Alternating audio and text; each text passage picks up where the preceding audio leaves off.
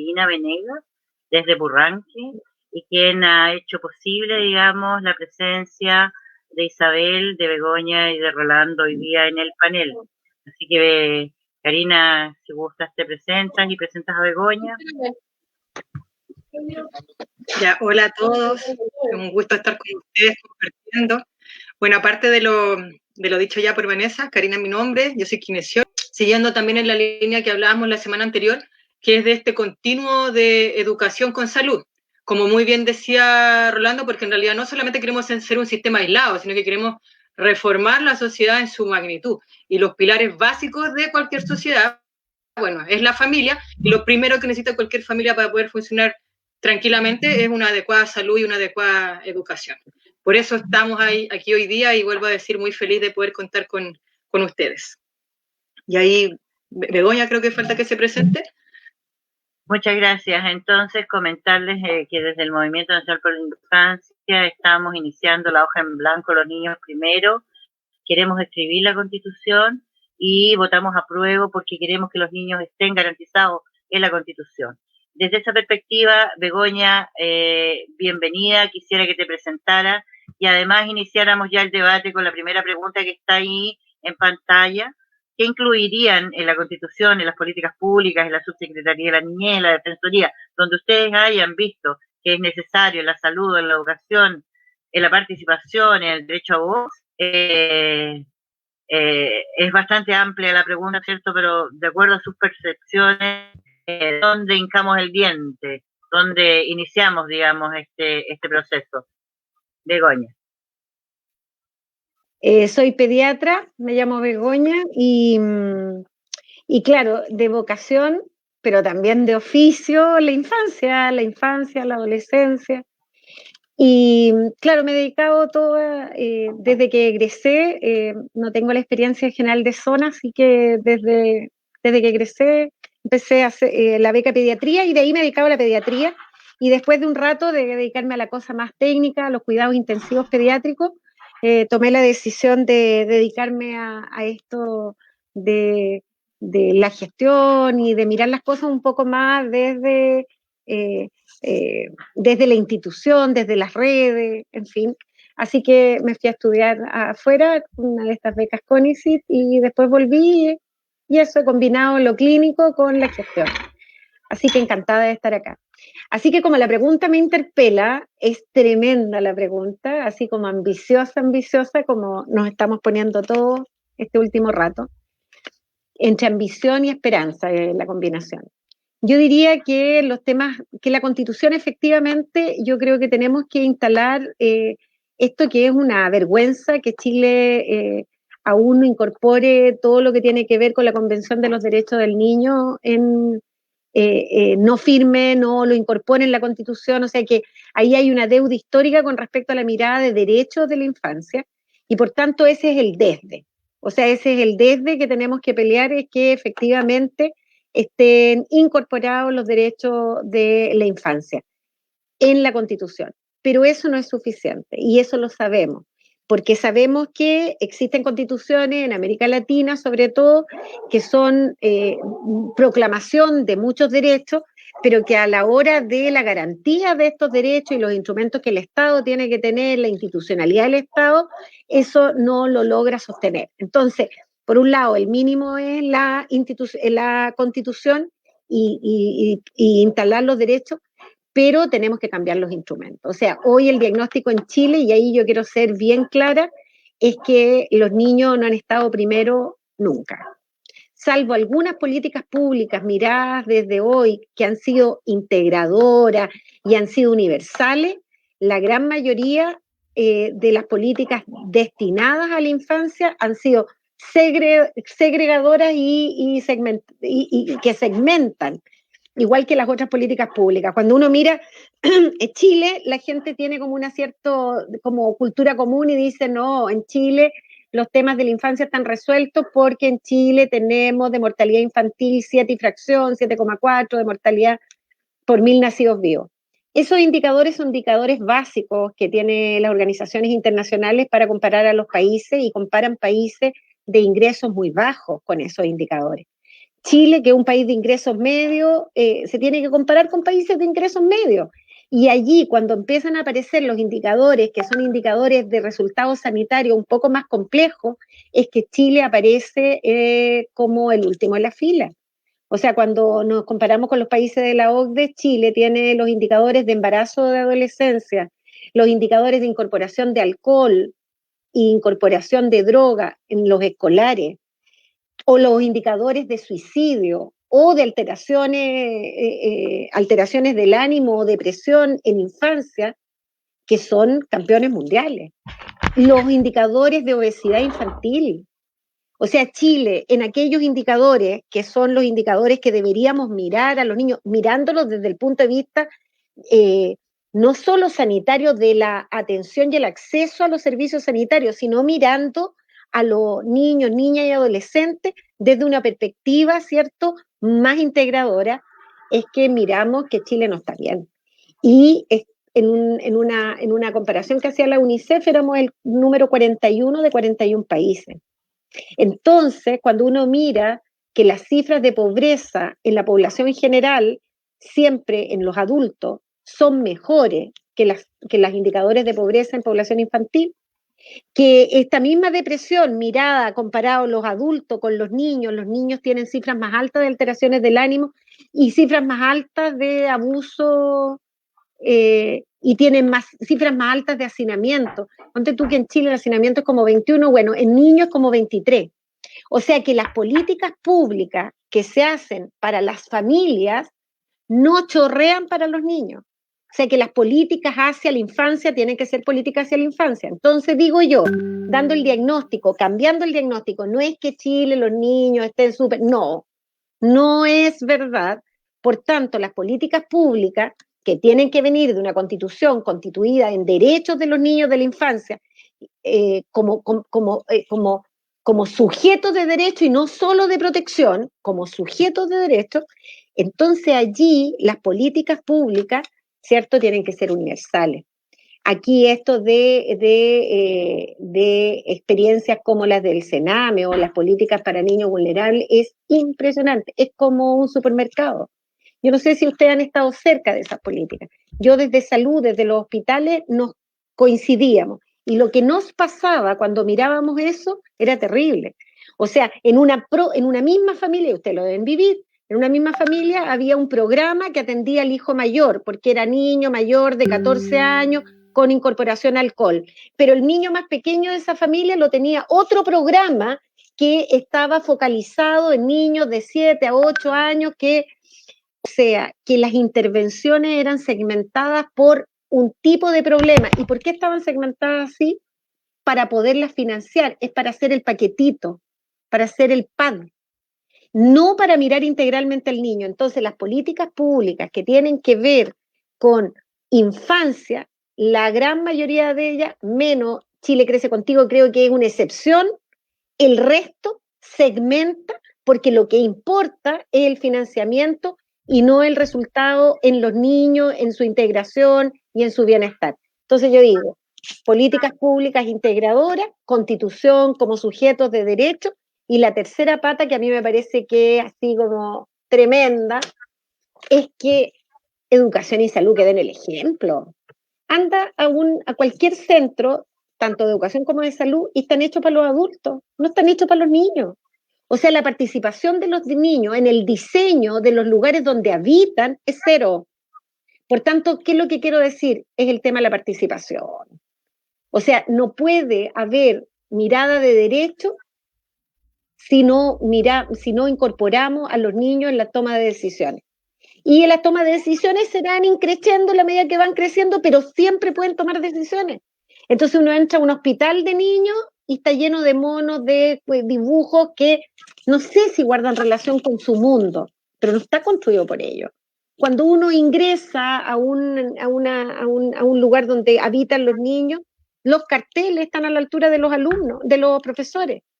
Lo que quiero decir es que ese mundo donde habitan los niños, los niveles de participación tendrían que ser mayores. Y mi experiencia, realizando congresos de niños, niñas y adolescentes vinculados al hospital que yo dirigía, en ese congreso la lista que incorporamos niños de 5 años con dibujos, de adolescentes, jóvenes. La lista de temas a tratar fueron impresionantes, pero además nos pusieron en una esquina. O sea, la cantidad de decisiones que tomábamos por ellos, que los convertían en guaguitas, que los tratábamos y minimizábamos, que le faltábamos el respeto, era una lista larga. O sea que cuando uno los hace participar, cambian el modelo de atención, cambian el modelo de relación que teníamos en el hospital. Por tanto, para mí esos 3 temas son así como centrales. Sujetos de derecho, políticas públicas integradoras, y la tercera es que la participación de los cabros en todas las decisiones que tengan que ver, que sea como vinculante. Voy a hacer una política pública de infancia y tienen que participar los niños y habrá que buscar los mecanismos de participación. Eso. Ok. Rolando. Quiero decir una cosa muy chiquitita, como comentario y pregunta al mismo tiempo, que como decía Begoña, yo también me declaro fanática de Chile Crece Contigo, siendo una de las pocas cosas bien fundamentada o bien planteada en los últimos años, porque en realidad la bajada a la práctica no ha funcionado tampoco, al menos no en todo el país.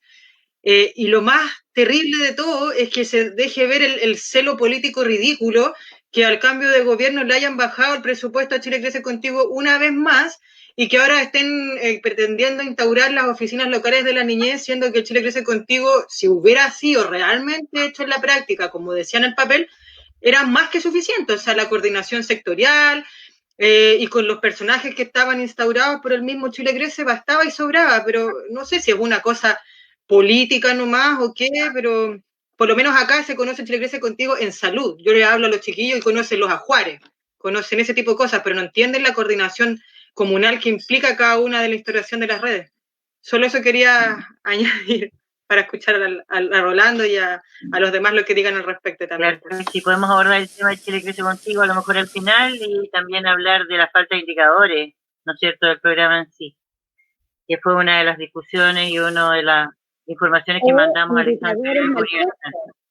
O indicadores mal puestos, que además, lo que generan es desvirtuación del Chile Crece Contigo, porque es contar prestaciones en vez de mirar resultados integrales. Exacto, sí. Y eso es parte de la política, ¿no? Porque, bueno, dejemos a Rolando, porque si no nos vamos a entusiasmar acá.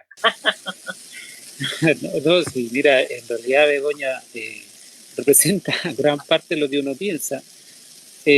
Solo complementar que uno tiene la sensación que las políticas de salud siempre se han hecho, o por lo menos las que tienen en relación a la infancia, en base al criterio económico primero, y posteriormente lo que toca finalmente y lo que llega es el resultado de un análisis financiero y no de un análisis global como lo habíamos propuesto inicialmente cuando estábamos conversando. O sea, uno tiene la sensación de que las necesidades se cubren en la medida de que el plan financiero se cumple.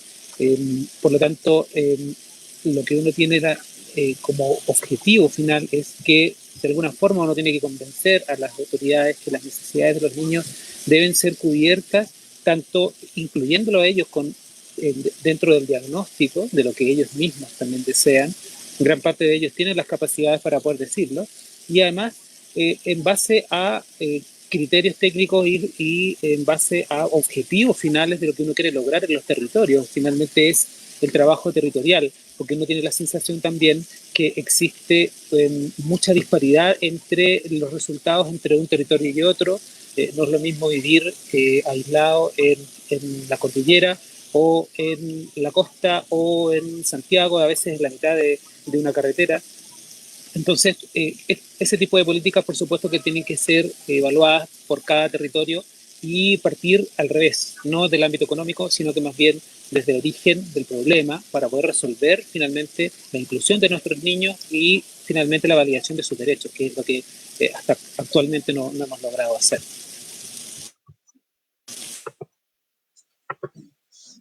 Muchas gracias. Me recuerdo con tus palabras, Rolando, que el 2017 a todos los presidenciables les entregamos y nos firmaron una hoja, 4 de ellos, con la agenda infancia. La agenda infancia tiene que ser digamos, comunal, y debe estar centrada, digamos, en la pertinencia y la pertenencia cultural, digamos, de cada una de las comunas. Son 342 comunas. Y me acordaba trabajando y participando en uno de los sectores del Castillo de la Pintana, cómo ellos en su sector están levantando su política sectorial, dado que, por ejemplo, los estándares de medición de los tiempos de embarazo de las mujeres que allí viven son distintos, digamos, a la generalidad del país. Y eso, a todas luces, digamos, refuerza tus palabras y lo que tú estás planteando. Sigamos entonces con Isabel. Ok. Bueno, yo me voy a sumar a lo que han dicho ya Rolando y la Begoña, pero quisiera hacer algunos énfasis. El primero es que la Constitución tiene que tener un enfoque de derechos de los niños, niñas y adolescentes, y pensando en la diversidad de los niños, niñas y adolescentes. O sea, ese es un primer punto. Y para que tenga un enfoque de derecho, necesitamos también que le dé el paso para tener un proyecto de ley de un sistema de garantía de estos derechos.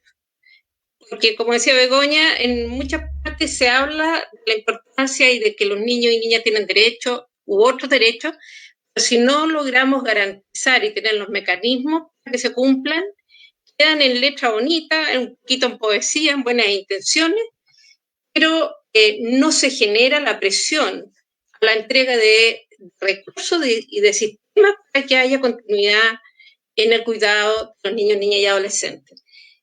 Lo otro que creo que es súper importante es pensar, y también lo decía la Begoña, en mirar al niño y en su integralidad. Y colocar al niño en su espacio vital. Normalmente el espacio vital es un territorio, es una comuna.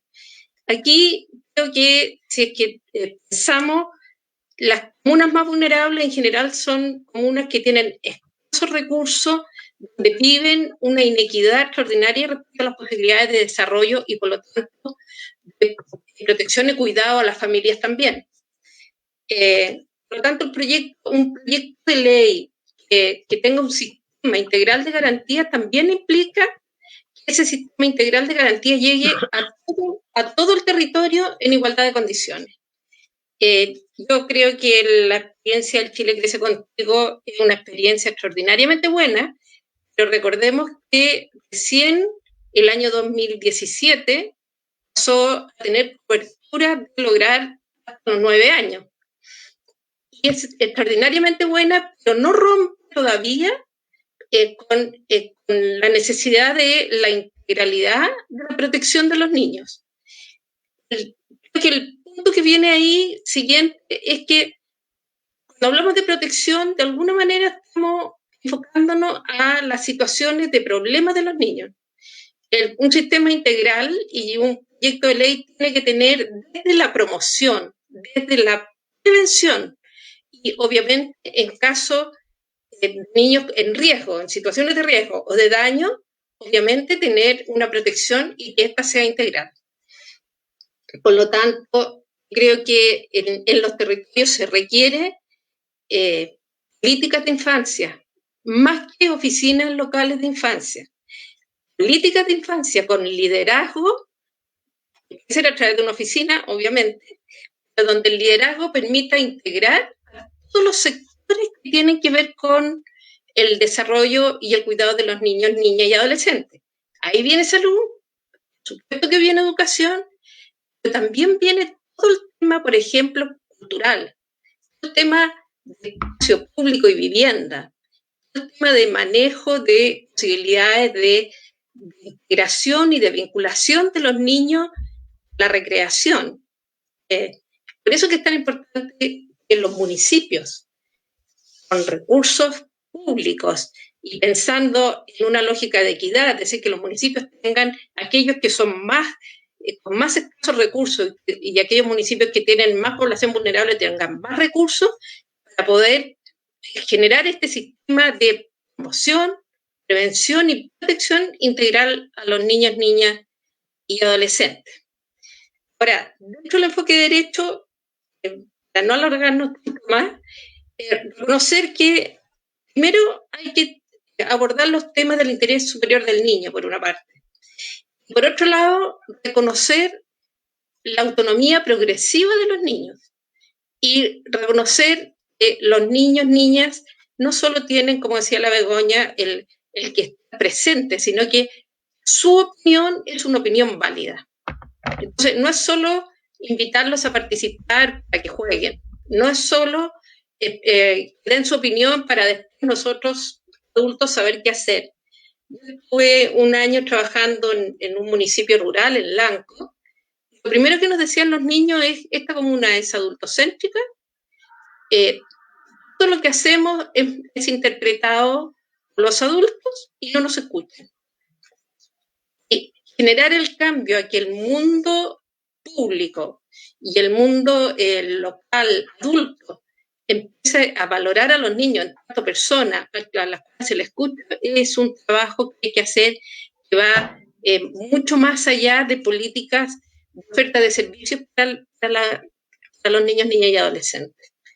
Por lo tanto, creo que esos son grandes desafíos que tenemos en la política pública.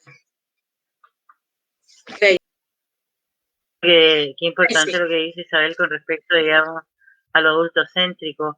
En el año 2016, la ONG a la cual yo represento y el movimiento, junto con Jaime Fontbona, que es doctorándose en políticas públicas en ese momento, y había hecho un trabajo importante en suicidio infanto-juvenil, y Miriam del Canto Segovia, que es una mujer asistente social que vive en Francia y que tiene una denuncia por suicidio infanto-juvenil ante la Comisión Interamericana de Derechos Humanos, y tiene un planteamiento a la Cámara de Diputados a plantear, digamos, el suicidio infanto-juvenil en educación. Y nos atiende un presidente que era médico de profesión y nos dice: parece que ustedes se equivocaron, digamos, de comisión. Parece que ustedes se equivocaron de comisión porque esto lo tienen que ver en salud. ¿Se fija? Entonces, tampoco hay una comprensión del mundo adulto de que la integralidad de la atención del niño pasa por todas sus fases del desarrollo biopsicosocial, emocional, cultural, ecológico, y complica los procesos, sobre todo cuando el parlamentario está tan segmentado, o el mundo o la vida está tan segmentada y pensamos como en lo específico. Sigamos entonces con esta pregunta: ¿qué salud tiene, qué lugar tiene la salud emocional en el proceso total de un sistema educacional? ¿Quién quiere? ¿Isabel? Mira, yo quisiera compartir con usted que, bueno, yo totalmente de acuerdo en que el mayor daño que tenemos es fragmentar a las personas por sectores, por especialidades, por instituciones, el ordenamiento administrativo que existe, ¿no? Y tal vez disciplinar.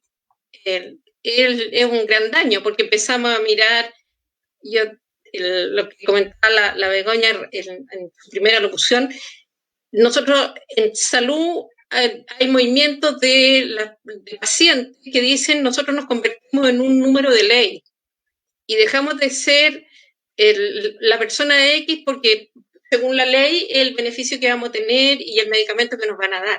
O sea, como sociedad necesitamos volver a mirar a las personas como personas y poner los recursos, las organizaciones al servicio de las personas.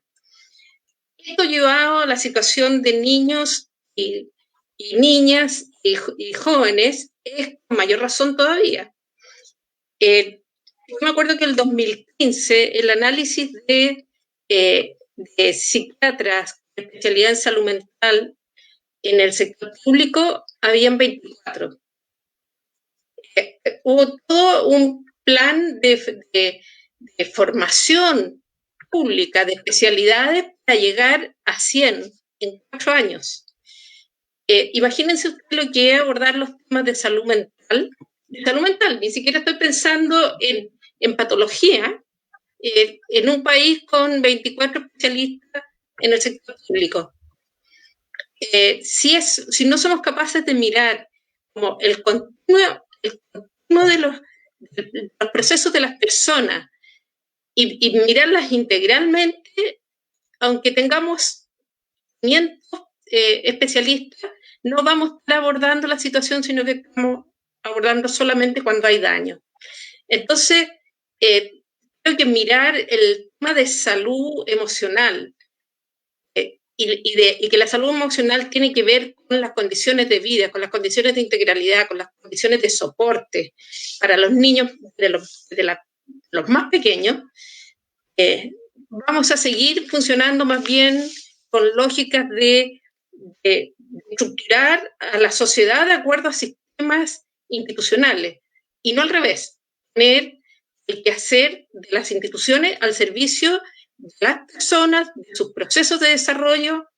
Aquí quiero poner un énfasis más. Recordemos que el enfoque y los determinantes sociales plantea que la salud es el resultado de las condiciones de vida, de trabajo, de espacios ambientales y de la convivencia, creo que también de educación.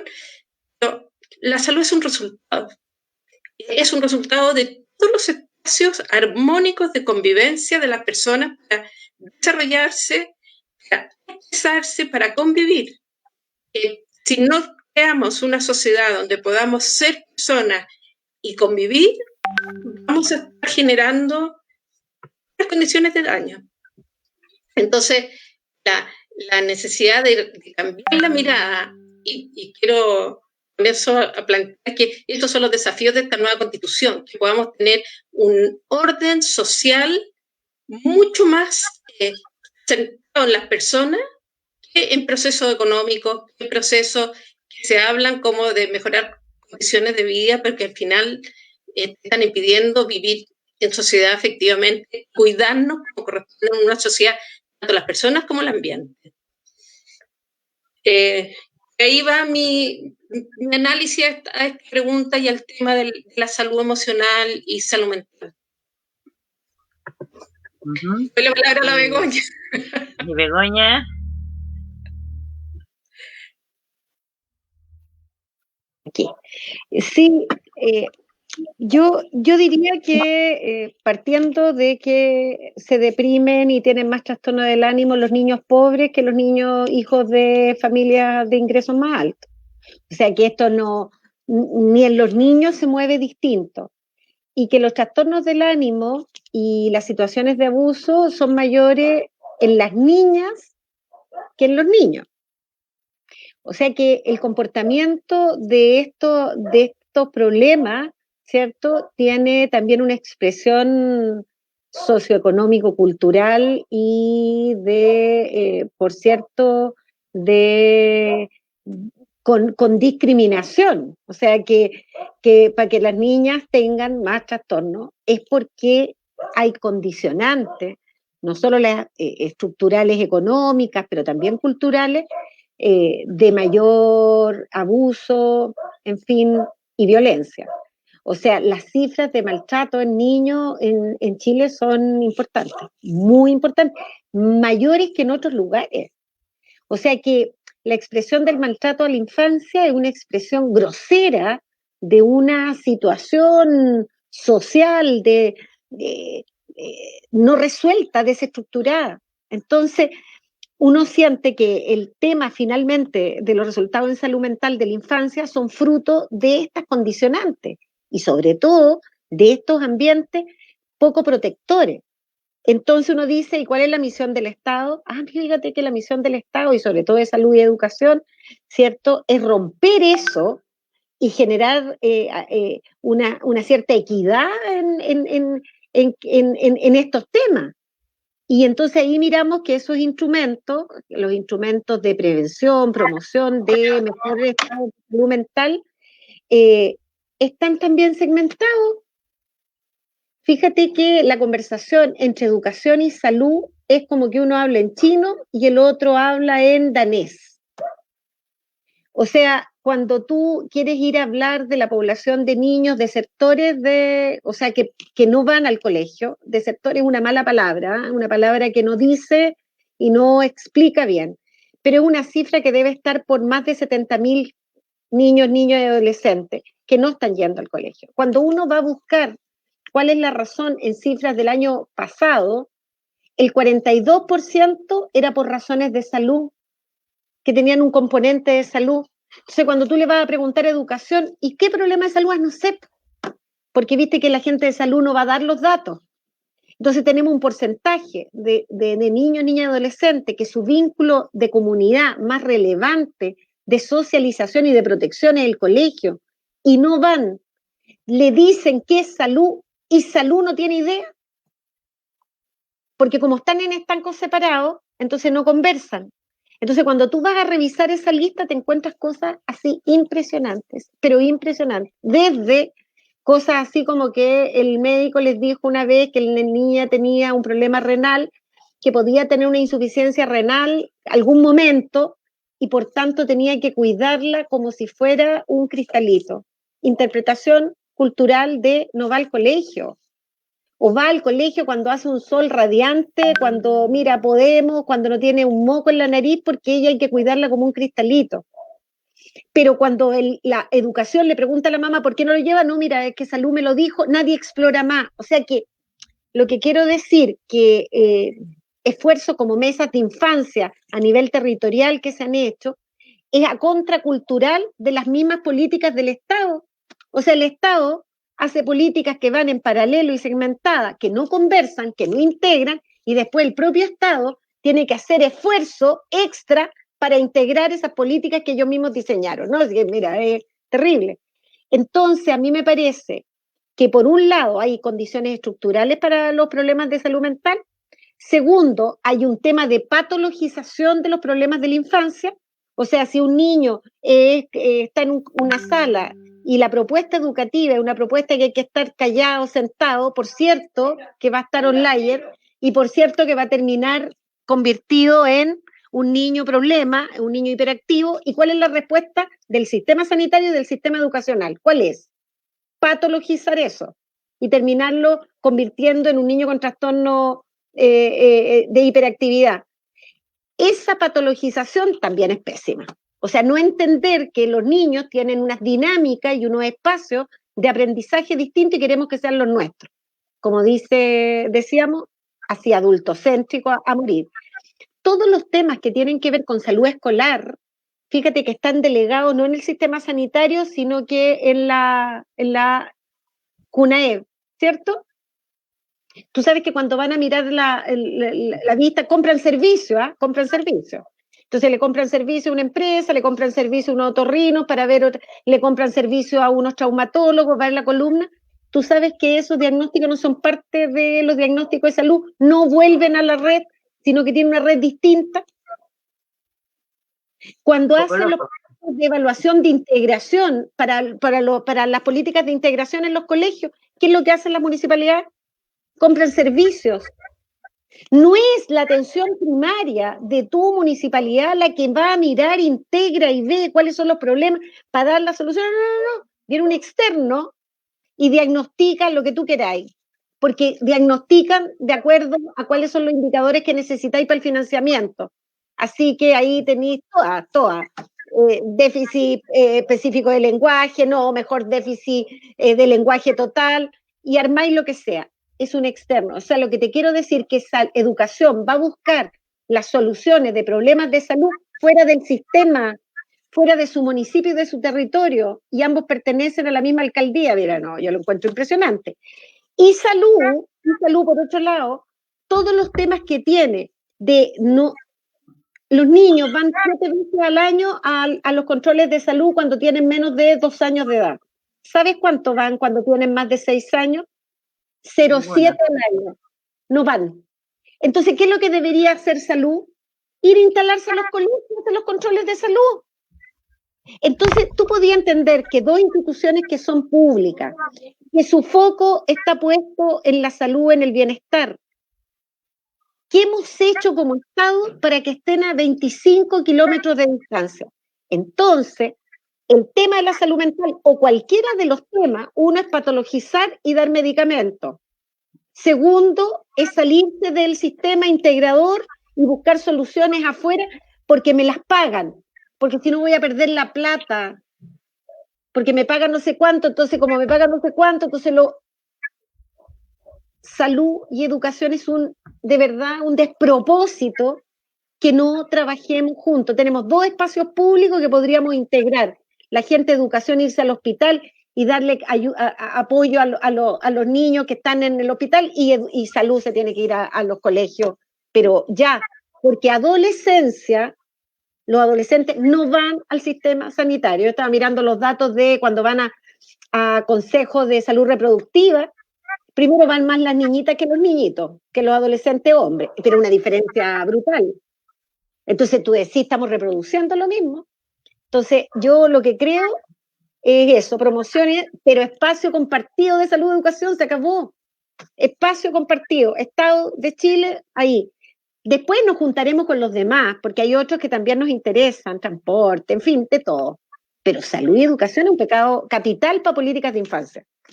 Absolutamente integrado. Yo concuerdo perfectamente con lo que están planteando. De hecho, si nosotros analizamos, por ejemplo, los despropósitos, como tú los mencionas, hubo hace muchos años atrás un plan de mejoramiento de la lectura. Para los niños se gastó muchísimo dinero en ello, pero los niños dentro de los colegios tienen que levantar la mano para hablar. Entonces, ¿cómo es posible que exista un programa para mejoramiento de la lectura y un gasto, ¿no es cierto?, público, si el niño no puede expresarse en la sala de clase? Otro ejemplo es el coeficiente de atención que tienen los niños en la sala cuna y los jardines infantiles. Tienen una educadora de párvulos cada 32 niños y una técnico, ¿no es cierto?, cada 12 niños. Yo no he visto ninguna mamá que tenga 12 bebés entre 6 meses y 1 año, ¿no es cierto?, y que pueda hacer su desarrollo psicomotriz, su habilidad de percepción, digamos, con lo manual, la lateralidad, reforzamiento muscular, etcétera. Hay un estudio de Canadá, digamos, de unos especialistas en Quebec, en que plantearon que el coeficiente de atención a un bebé que no esté adecuado a las necesidades de desarrollo evolutivas, biológicas, biopsicosociales, termina, los estudios los arroja, digamos, este análisis que ellos hicieron, termina en niños con síndrome de hiperactividad y déficit atencional. Entonces, el coeficiente, escuché tiempo atrás, el actual ministro, vocero gobierno, quedó impresionado cuando le planteé que lo que tenía más que discutir, ¿no es cierto?, qué se hace en los 92.000 jardines infantiles existentes, donde hay salas de psicomotricidad, donde hay un Chile que se contigo que no llega allí, y que refuerza y confirma lo que tú estás planteando, Begoña, y también, digamos, Isabel.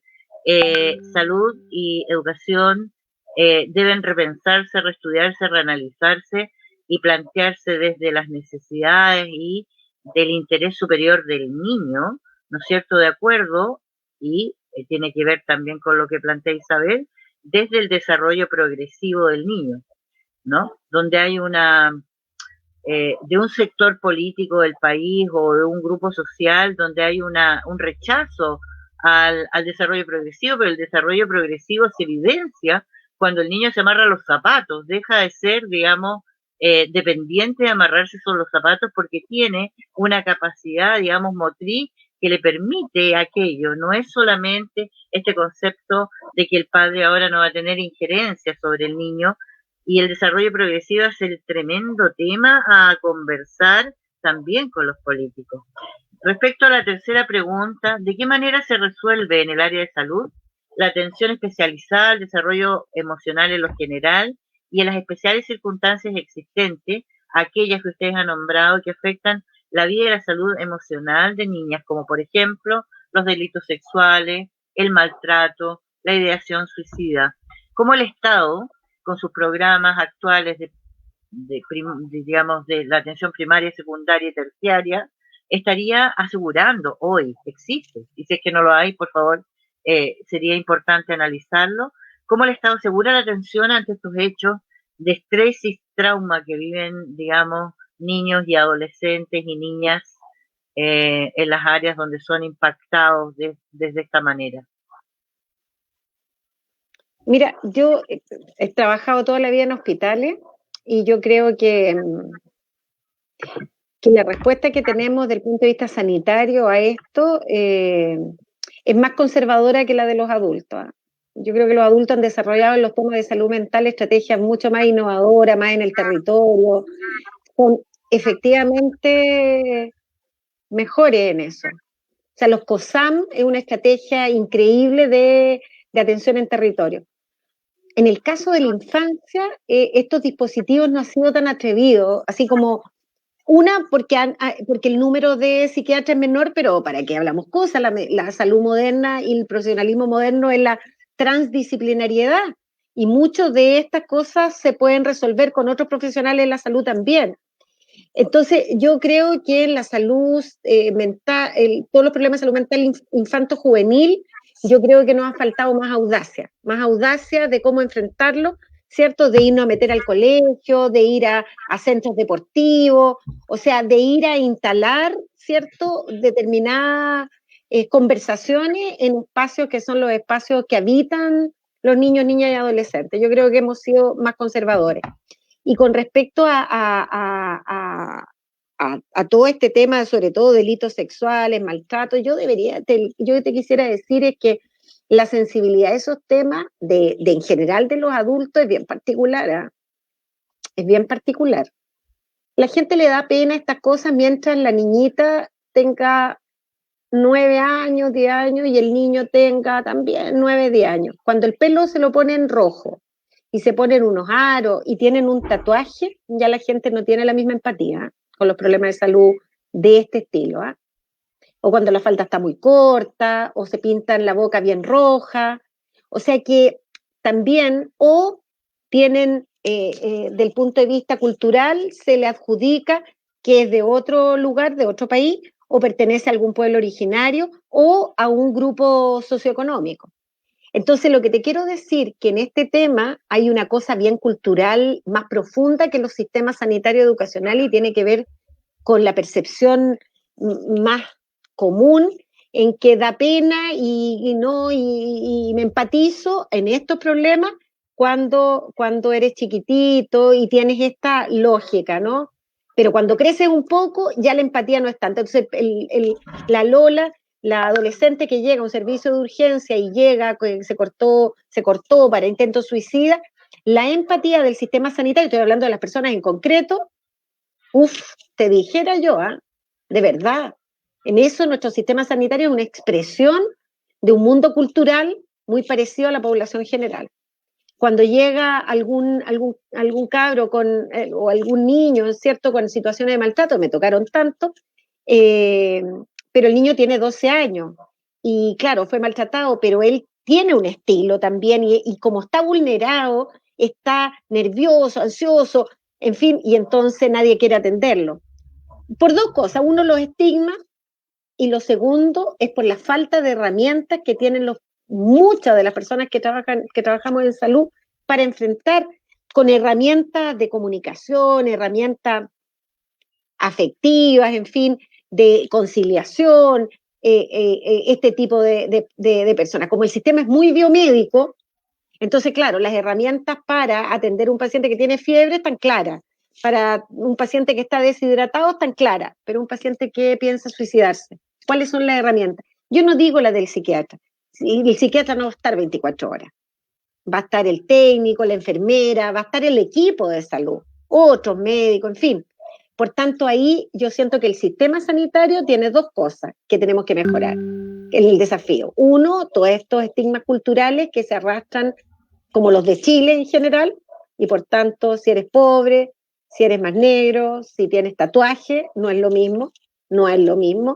Y la segunda es que las herramientas con las cuales contamos en una formación que es muy biomédica y que no está adecuado a los desafíos de salud que tiene la medicina moderna. Entonces quedamos cortos. Y ahí la medicina del adulto, la salud mental de los adultos, ha avanzado mucho más.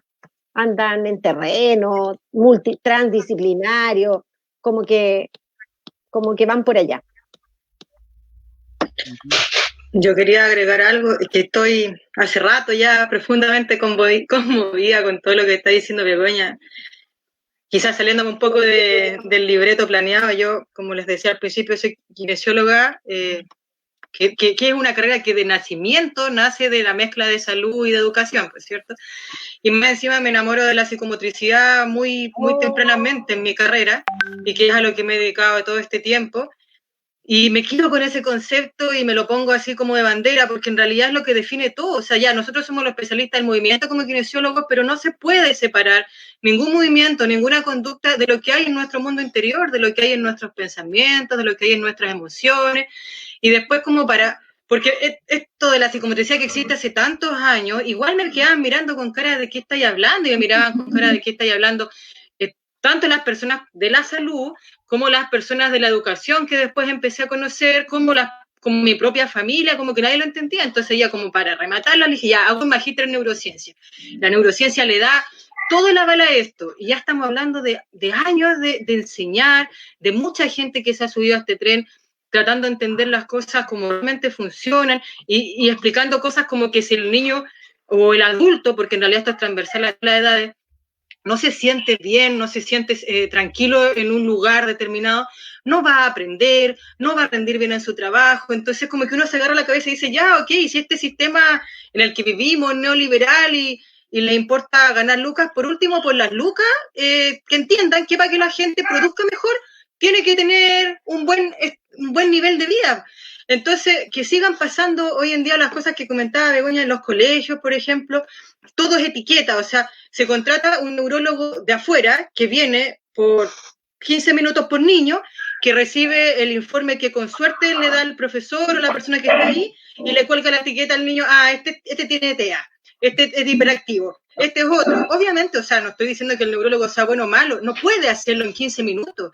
Y no hay en los ambientes educativos personal capacitado como para enriquecer esas carpetas, sino que son puras opiniones nomás.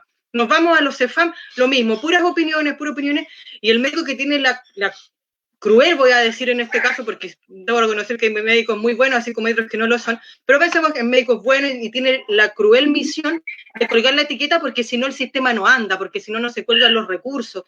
Volvemos a un sistema que está perpetuando y que está desconociendo todo lo que las mismas ciencias nos enseñan, y el divorcio entre salud y educación se hace eterno. Y a todo esto que ya me venía impactando y conmoviendo de siempre, me encuentro con lo que también mencionaba Begoña, que es que no solamente la sociedad entera, sino que los propios padres desconocen a sus hijos. O sea, yo como psicomotricista veo desde guagua hasta niños de 12 o más años, y tengo una hija también que tiene 10 años, entonces estoy viendo su propio proceso, y uno dice, ¿por qué los papás, cuando las guaguas o los niños son chicos, tienen su Facebook, su Instagram, su todo, lleno de fotos, y llaman a la guagua es su chiche, y a los 2, a los 3 años lo siguen amando, y a los 4, mira la gracia que hizo mi hijo, y después como que eso empieza a disminuir. Y los propios padres se empiezan a alejar de los hijos, y como que le empieza a molestar cuando el niño empieza a ganar esta autonomía que mencionaban. Y la autonomía ya no solamente es que se sabe vestir y sabe ir al baño solo y sabe amarrarse los zapatos, como decía la Vane, sino que la autonomía incorpora tener una opinión, incorpora el que en realidad quiero decir algo a la hora del almuerzo y probablemente ese algo no le va a gustar a mi mamá. Se empiezan a alejar y se empiezan a desconocer y se empiezan a divorciar las familias, y así se empieza a divorciar la sociedad entera, desconociendo a estos niños. O sea, como que mientras hay el chiquitito bonito que hace y dice lo que yo quiero, bien, te transformas en una persona autónoma con sus propias decisiones y ya no está bien. Y después más encima tenemos la patudez de decirle, pero exprésate, pero sé un aporte para esta sociedad. ¿Y cuál es la respuesta de los jóvenes que no tienen las herramientas para hacer lo otro? Adoptar estas tendencias de tribu que muchas veces pueden ser violentas. Cuando digo tendencia de tribu me estoy hablando como de los estilos que puedan encontrar, no sé, pues los emo, los hip hop, los aquí, los allá, etcétera, que no siempre son llevadas de una manera pacífica, sino que pueden ser llevadas violentamente, porque están buscando una manera de expresarse, de expresar lo que nosotros como adultos no hemos sido capaces de responderle, y ahí aparecen, como dicen también muchos autores que manejan el área, aparecen todas las sombras, que es porque nosotros como adultos no tenemos resueltos nuestros propios temas. Pero al menos estamos mejorando, como bien decían, la salud mental en las personas mayores, para ver si de esa manera podemos terminar de arreglar nuestras propias cabezas para seguir impactando a los niños. Pero este proceso ya no puede seguir esperando tanto más. O sea, nuevamente recordar el estallido social, de quién sale, de dónde sale. Nace no de una sociedad enteramente disconforme, nace de adolescentes que están reventados en la disconformidad por lo que ven que está pasando en sus casas, en sus colegios y en todo nuestro largo y angosta franja de tierra, como se dice. Eso, me emocioné. No, Esto Sí. mueve corazones.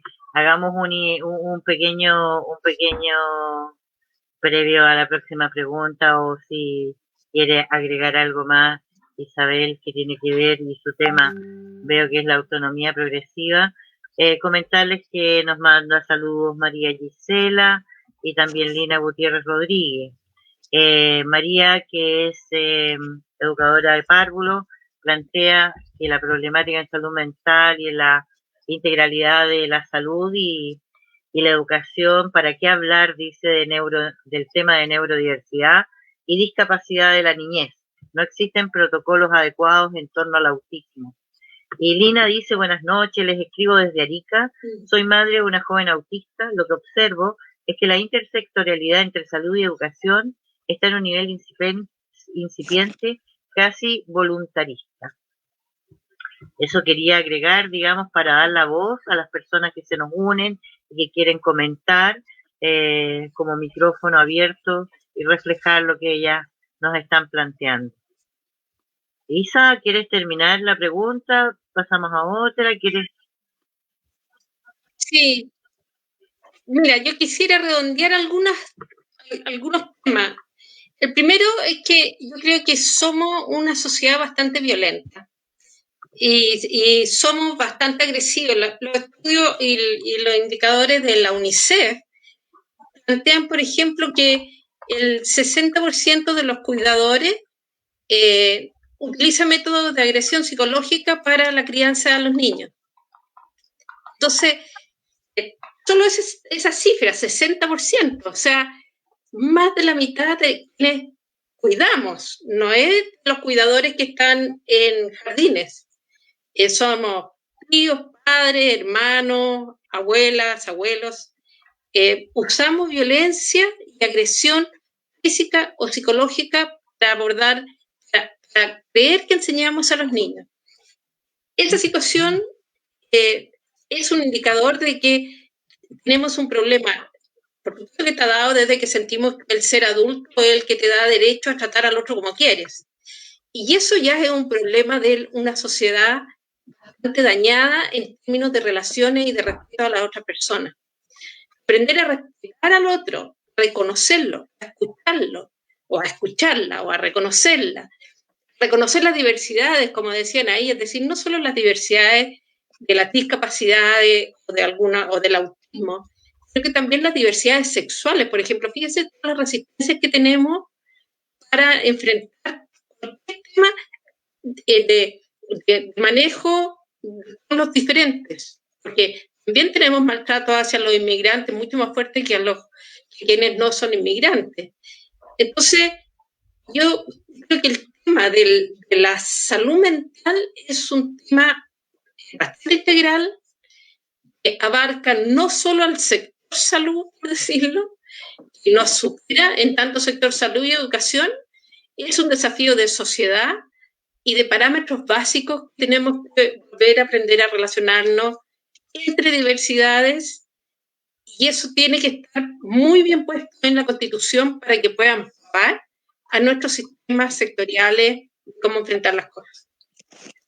Creo que eso es bien importante, porque si no sentimos que es o el equipo de salud, o el equipo de docentes, o el equipo de parvularios. La verdad es que tenemos un manejo cultural que es muy generador de daño, ¿no? En cómo convivimos como sociedad.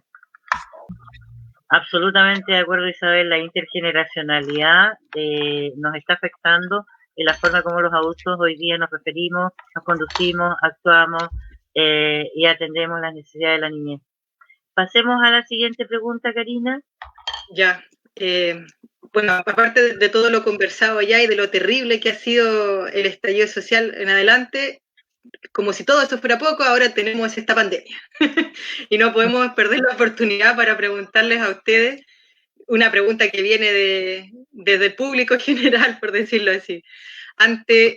Pensando en todo esto de la relación salud-educación en nuestros niños y ante el COVID-19, la pregunta dice, ¿quién es el responsable directo, primero, dentro de la sala de clase o el colegio en este contexto? Suponiendo que regreso a clase de manera presencial, digamos que 2020 no volvemos, pero ustedes saben, 2021 vamos a volver, ¿sí o no? ¿Quién va a ser responsable? ¿Es la salud pública? ¿Es la salud privada? ¿Puede, por ejemplo, un apoderado realmente escoger dónde llevar a su hijo si su hijo se llega a enfermar? ¿Quién va a responder al final? ¿Qué hacemos? Cualquiera de las dos, por favor. Mira, yo tengo una opinión acerca de esas cosas y mi opinión es que ni uno ni otro, no sé cuánto están pensando en los niños, niñas y adolescentes, están pensando en cada uno, no lo sé. Yo quisiera preguntarle a los cabros qué es lo que quieren hacer. Me encantaría que pudiesen participar, porque dice, mira, en esta conversación tienen que estar los profesores, los apoderados y educación y salud, pero nunca están los niños, ¿eh? Niños, niñas y adolescentes en la conversación para saber cuál es el riesgo de una u otra cosa, porque lo que sí tenemos claro es que no podemos mantener de forma perdurable esta cosa de la no participación en su espacio educativo. Más allá del aprendizaje formal y de la información, que eso no le interesa a nadie, sino que es el espacio de convivencia, el espacio de relación. Entonces uno dice, ¿por qué no, si armamos una mesa que permita gobernar estas decisiones? O sea, que entre todos, ¿cierto? Traslademos la evidencia que existe en la humanidad y sobre todo en Europa con respecto a la contagiosidad y los riesgos y las medidas de prevención, armamos esa mesa con niños, niñas, adolescentes, apoderados, profesores, salud y educación desde el punto de vista más institucional, y vamos generando territorialmente los caminos con ciertas directrices. Yo me imagino un camino así, y que mucha creatividad, porque no me imagino que nadie quiera volver todos los días, pero sí un día a la semana, una parte del grupo, hacer integración, a conversar de los temas, a conversar lo que le ha pasado con sus otros compañeros de curso, con su profe. Esta comunidad tiene que conversar, ponerse de acuerdo. Entonces yo digo que desde el punto de vista de la salud, ya tenemos claro de que los menores de 9, 10 años, su nivel de contagiosidad es menor y tampoco hacen enfermedades tan graves, que el síndrome inflamatorio, de respuesta inflamatoria que hacen los niños es en niños más grandes, preadolescentes, adolescentes, y que ocurre que una respuesta inmune al COVID y que el número en Chile han sido como casi 60 niños lo que ha ocurrido eso y que han estado gravemente enfermos. Por tanto, tenemos una dimensión de lo que ocurre, ¿sí? Y que la primera infancia no tendría tanto, pero entonces, con esos datos no se hace nada si no tenemos capacidad de gobernar este problema. Y para gobernar tiene que ser con todos los actores, con toda la información y recobrando las confianzas. Pero ahora nadie tiene confianza en nadie, entonces cuando los profesores plantean algo, entonces el Ministerio de Educación dice otra cosa, Salud dice nada que ver conmigo, pero a los niños nadie le pregunta, los papás y de todo, los papás que tienen a los niños en los colegios, no sé qué, dicen que sí, otros que no. Entonces esto no se construye si no es con acuerdo, con la medicina basada en la evidencia, con la experiencia de Europa y con un objetivo que cómo recobramos para los niños, niñas y adolescentes su espacio educativo y el espacio de relación, y que este espacio de tiempo resignifique, que lo repensemos y que salga algo positivo de este espacio.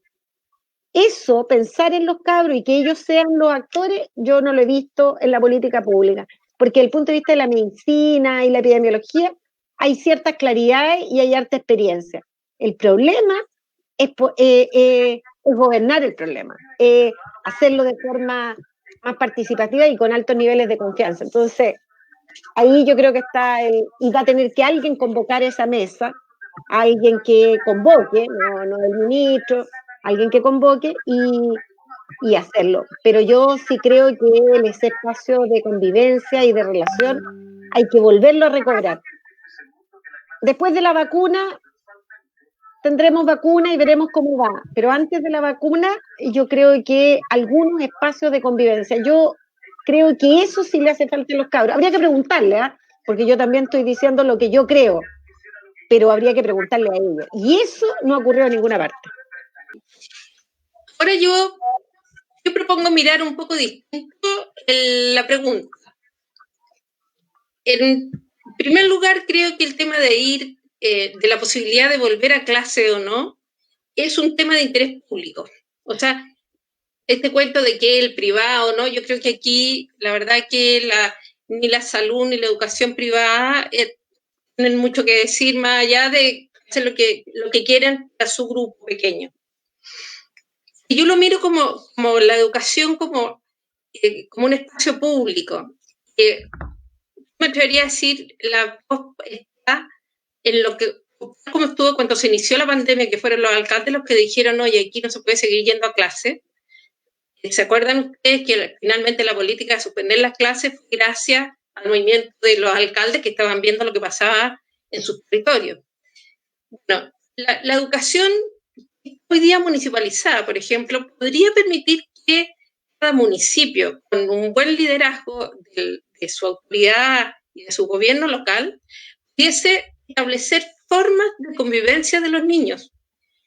También podríamos pensar que todo el requerimiento de aprendizaje instructivo, llamémoslo, contenidos, se pudiera trabajar en múltiples modalidades distintas. Entre ellas, si la televisión abierta, en vez de los matinales llenos de noticias superficiales, hiciera talleres para que los niños en sus casas pudieran revisar contenidos, pero de talleres pedagógicamente hablando adecuados, uso de las casas públicas como espacios de convivencia con adultos, con docentes adultos, con kinesiólogos, con profesores, que acompañan a niños a convivir, entendiendo que es una convivencia que tenemos que cautelar, ojalá al aire libre. Es decir, podríamos tener miradas colectivas, pensando en el bien superior de los niños, que permitan la convivencia, pero donde el eje no sea cuántas instrucciones yo le doy a los niños para que aprendan no sé qué cosa, sino que sea exactamente cómo enseñamos a convivir y a compartir a partir de esta realidad. Podríamos usar la situación del COVID, la podríamos usar como aprendizaje de ser sociedad. De hecho, cómo ocurrió el COVID, los lugares donde hemos tenido más enfermos, nos dan demostraciones de que en espacios de convivencia, en que tú puedes tener mayores cautelas, donde tú puedes tener las personas trabajando, donde tú puedes hacer espacios de protección para los enfermos, todo eso no es aprendizaje a vivir en sociedad, es que lo miramos, lo reflexionamos y lo implementamos. Entonces yo creo que la pregunta es una pregunta que nos viene a interpelar respecto a la sociedad actual y a la sociedad que queremos. Respecto a los modelos de organización, somos capaces de volver a reinstalar modelos de organización diferentes y el aprendizaje que hay detrás de eso.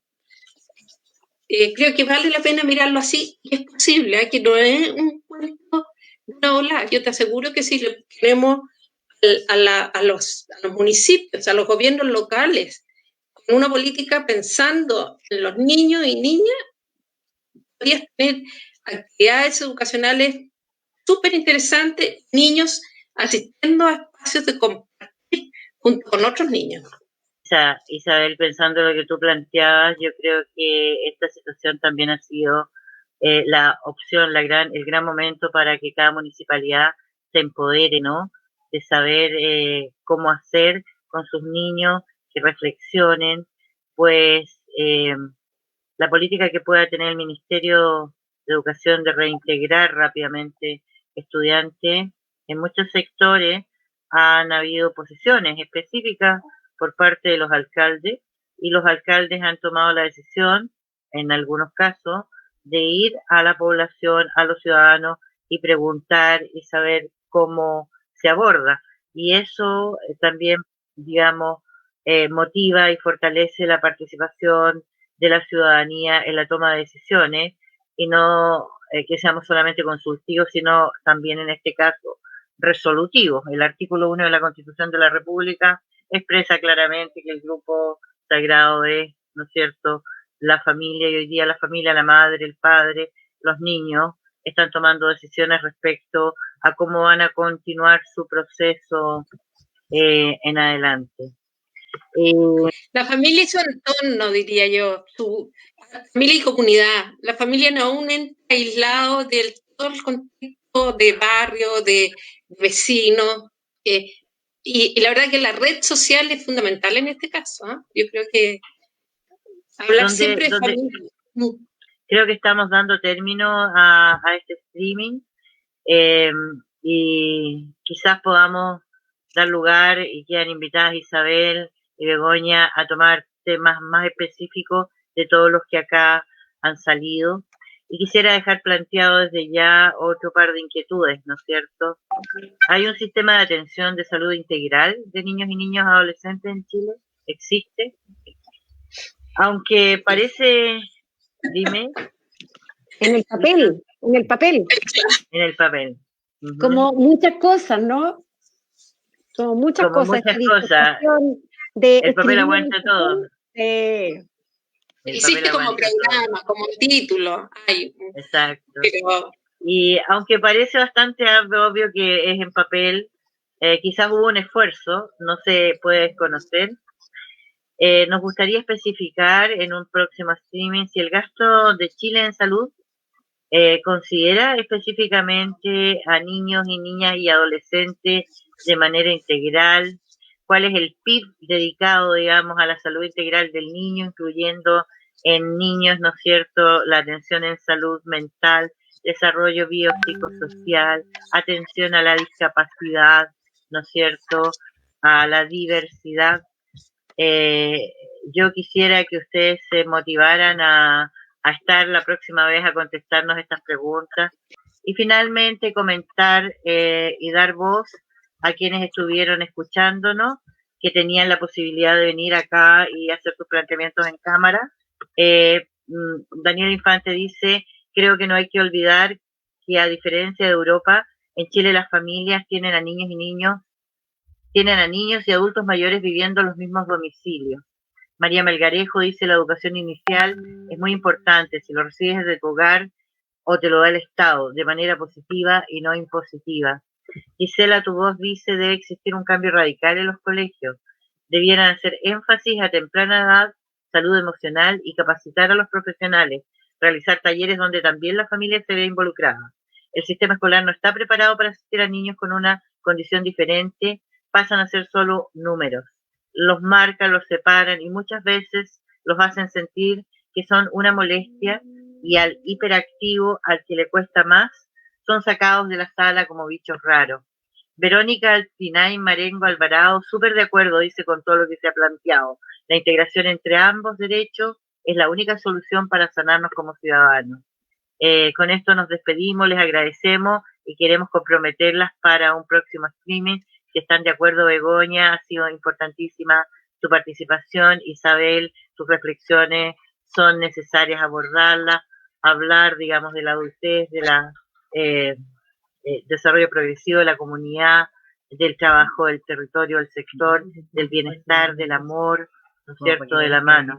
Estamos realmente comprometidos y como muy bien dijo la Vane, con la emoción que siente de ser vieja abuela ahora, porque queremos un mejor futuro para nuestros niños, porque nos importa tanto la familia, que es el núcleo central de nuestro país, de nuestro mundo, y por ese amor profundo que tenemos a la familia y a los niños, es justamente que queremos cambiar las cosas y heredarles un mundo mejor a mis hijas, a sus hijos, a sus nietos y a tu bisnieto que acaba de llegar y a todos los que vengan también después. Pues, así que muchas gracias, chiquillas, es un honor, vuelvo a decir, para mí. Felicitaciones y ojalá que el otro streaming puedan seguir con nosotros y ojalá que después hagamos un mega streaming donde nos juntemos efectivamente las ideas locas que venimos acumulando desde los últimos streamings de acá. Y nos apropiemos de los lugares constituyentes para que la voz también sea fuerte allí, ¿no? Muy bien, muy bien. Gracias. Gracias a ustedes. Chao. Gracias. Chao, chao.